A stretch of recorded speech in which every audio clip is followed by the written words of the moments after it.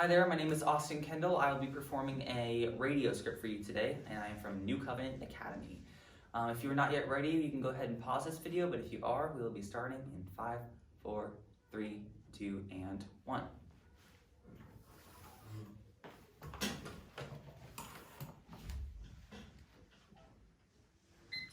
Hey, welcome back to Z104.1, the city's best radio, bringing you today's greatest hits. If you're just joining us, I'm Austin K. You know the name and you know the voice. Thanks for joining us. We're glad you're here.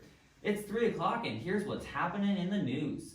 Locally here in Springfield, the Symphony is kicking off the new year with a smorgasbord concert. One of the Symphony members described it as a big table filled with a little bit of something tasty for everyone. Now, given the current COVID situation, the orchestra has had to make a few adjustments to its 2020 and 2021 season to create a safe experience for its musicians and audience.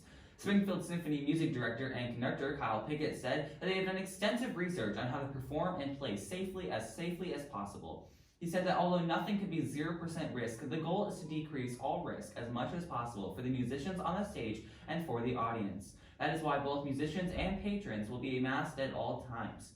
Although there may be some noticeable changes in the way the orchestra looks, Pickett assures that it will still have the same energy and beautiful acoustics.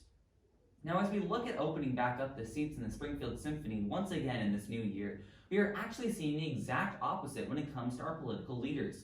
Joe Biden has threatened to halt the continuation of the wall the moment he goes into office. This threat might be retracted, however, as his CBP chief warns that it could cost taxpayers billions of dollars if the wall were to halt.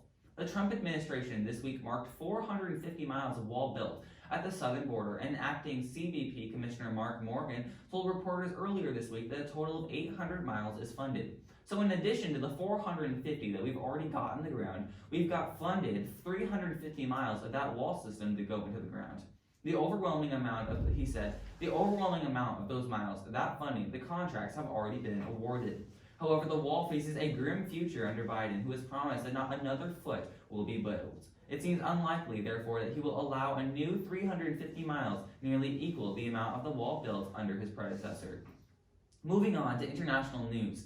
I don't know if you've been following the story from BBC, but they reported in Croatia, a tiny little country in the Atlantic, a 4.8 earthquake hit. And obviously earthquakes are powerful and cause a lot of damage, but here comes the irony of this story.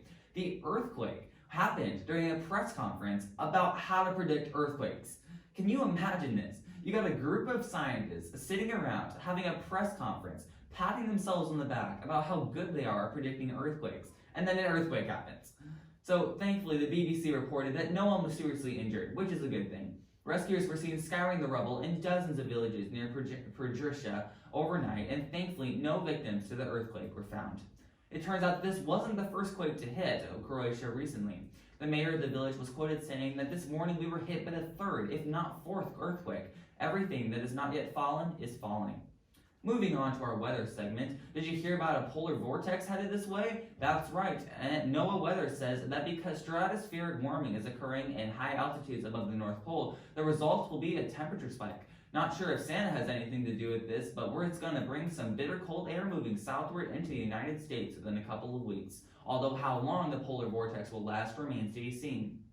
Scientists are closely watching the incoming cold fronts for clues as to when and where the impacts will occur. Speaking of impacts, let's talk about some football as we move into our sports segment. The Buffalo Bills have won their first NFL playoff game in 25 years against the Indianapolis Colts.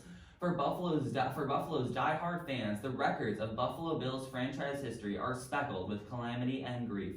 The teams lost 4 consecutive Super Bowls, went 18 seasons between playoff appearances, and once lost a wild card game on a last-second kickoff return off a lateral. Buffalo fans have seen some stuff.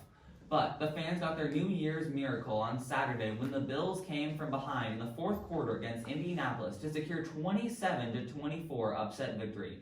This was their first postseason victory since December 30th, 1995. 1995. To put that into perspective, the last time the Buffalo Bills won a postseason playoff game, Microsoft had just introduced Windows 95, and Michael Jordan was still playing in the NBA. Obviously, fans in attendance were thrilled at the comeback victory, with one fan holding a sign that said, "Bundle up, America, we're back." And that's what's happening in our world today. I'm Austin K, and our phone lines are open if you want to talk at 1-800-555-1041. Give me a shout. I'd love to hear from you. We can talk about you, or we can talk about whatever is on your mind. Right now, we're going to take a quick break, but I'll be right back with you shortly. Just keep it right here at Z104.1, the city's best radio.